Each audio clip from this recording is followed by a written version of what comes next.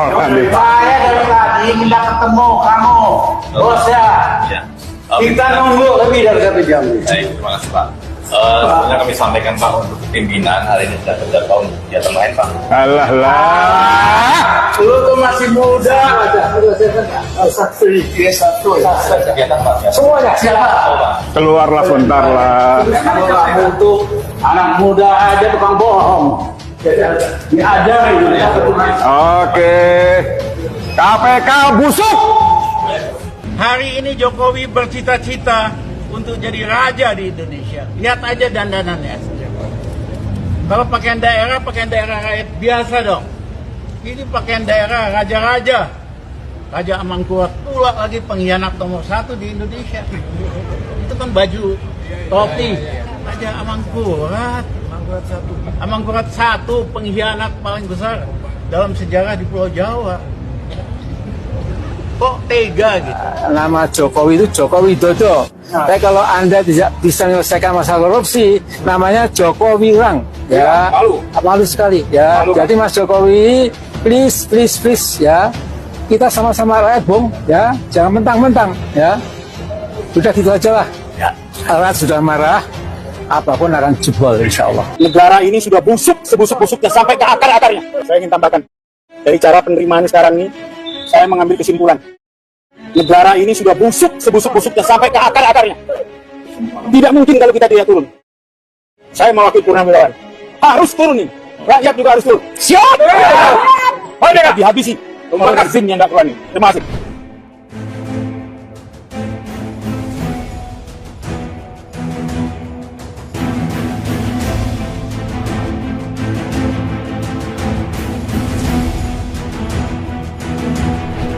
Halo sahabat Indonesia, kita bertemu kembali dalam Opini Rudi.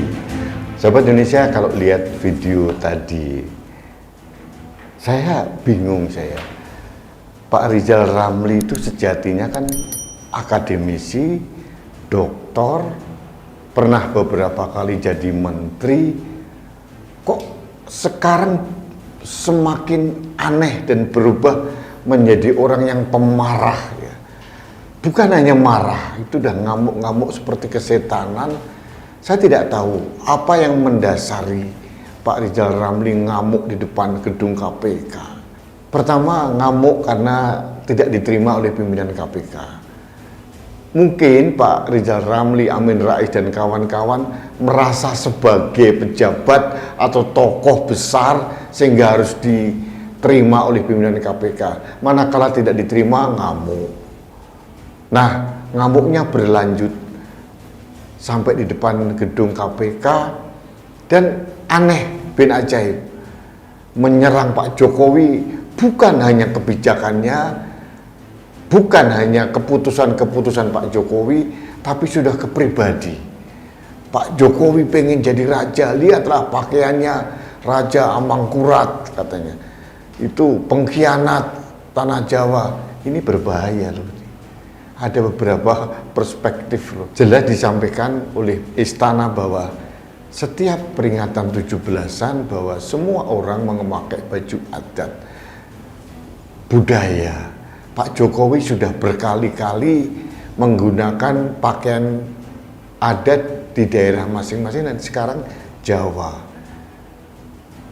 Pakai baju Solo, Pakubuwono, mungkin Amangkurat atau apa. Tapi tidak ada nuansa Pak Jokowi pengen jadi raja seperti yang dituduhkan Pak Rizal Ramli. Pak Jokowi hanya sekedar nguri-nguri budaya Nusantara. Kita harus tahu bahwa kita harus mempunyai kepribadian Indonesia dan kepribadian yang berkebudayaan. Budaya kita ya Indonesia. Nah, kalau ngamuk-ngamuk mencerca, menghina presiden, kepala negara seperti Pak Rizal Ramli, mungkin Pak Amin Rais, atau tadi lagi Pak Legend TNI Marinir Soeharto, apakah itu budaya kita? Kalau mereka mengatakan sebagai oposisi, bolehlah mengkritik kebijakan, itu satu hal. Tapi jangan menuduh Pak Jokowi pengen jadi raja. Jadi akhirnya ditertawakan netizen, ditertawakan warga bangsa itu. Jadi esensi kritik dari Rizal Ramli dan kawan-kawan hilang, musnah, tertelan oleh kemarahan, emosi yang berlebihan. Kalau masalah kebijakan yang dikritik, monggo.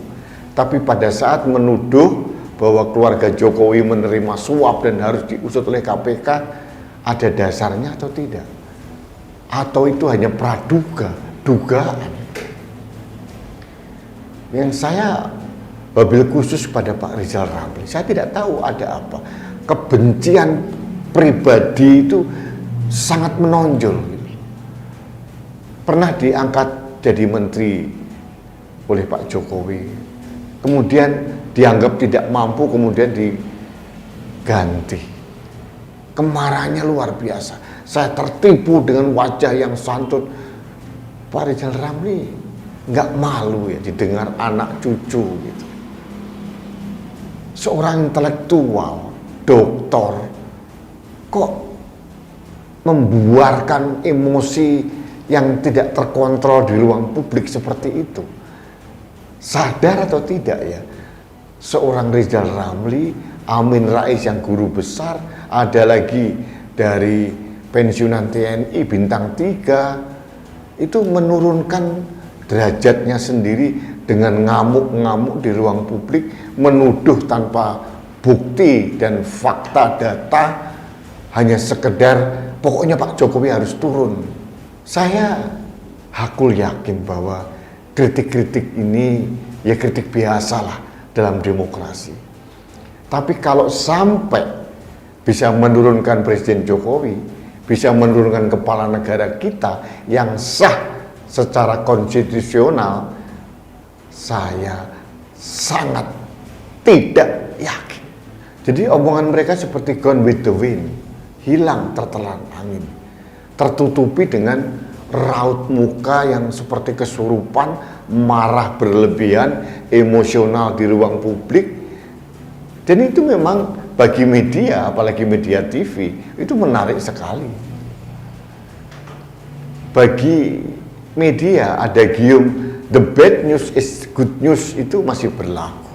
Sebagai contoh, orang digigit anjing, itu berita biasa. Tapi kalau anjing digigit orang, nah itulah baru berita yang luar biasa.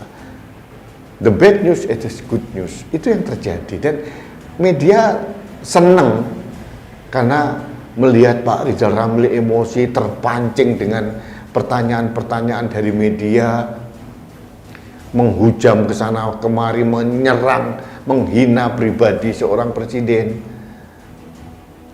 Ya, sudah pasti tidak akan didengarkan oleh Presiden Jokowi. Dan sudah pasti tidak akan ditindaklanjuti oleh KPK karena hanya omongan, tuduhan secara verbal. Tidak ada bukti-bukti otentik. Kalau memang ada bukti otentik keluarga Pak Jokowi itu menerima suap, sogokan, dan kalau itu ada data dan faktanya, saya akan menjadi pendukung utama untuk KPK mengusut hal itu. Tapi kalau tidak, ya apa? Tuduhan-tuduhan ini kan basi. Ini kan seperti kaset rusak yang diulang-ulang terus oleh Pak Rizal Ramli dan kawan-kawan, apalagi Amin Rais.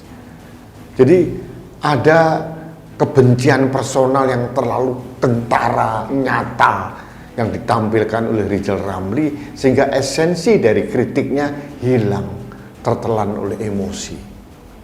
Sayang, seorang akademisi, guru besar, ada jenderal juga, itu dengan tidak sadar telah merendahkan derajat dan kehormatan diri karena emosi, tersulut dengan emosi, dan ini yang mereka tidak sadari.